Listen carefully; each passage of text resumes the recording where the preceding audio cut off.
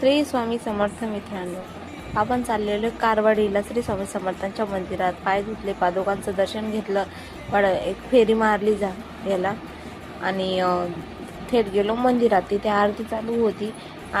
एकदम प्रसन्न वाटलं आम्हाला आरती घेऊन आणि आरती करून मस्तपैकी.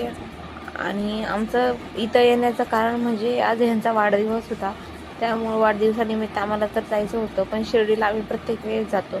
मग म्हटलं ह्यावेळेस कारवाडीला जाऊ. आणि मंदिरात खूप दिवस झालेले आलेलोच नव्हतो. मंदिरामध्ये पहिल्यांदा आलो ह्या मंदिरामध्ये. नवीन मंदिर झाले शिवाय दर्शन घेतलं, इतकं भारी वाटलं आणि इतकं मोठं मंदिर होतं, इतकं प्रसन्न वाटलं.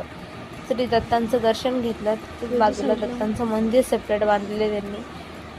दत्तांचं दर्शन घेतलं आणि नंतर गेलो थोडंसं पुढचं मंदिरात. तिथे होमचं राहतं, होमच्या ठिकाणी पण दर्शन घेतलं मग आम्ही होमच्या मंदिरामध्ये.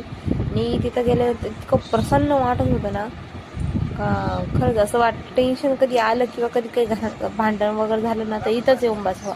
सगळं टेन्शन आणि भांडण सगळं मनच शांत होऊन जातं इतकं गेल्यानंतर. इतकं सुंदर वाटत होतं तिथं गेल्यानंतर. तर गाय वासराचं पिल्लू होतं आणि तिथे मस्तपैकी फोटो काढल्यानंतर थोडेसे फोटो काढले. माझे जावा वगैरे सगळे आलेले होते. माझ्या बाळाचा व्हिडिओ काढत होती माझी पुतणी.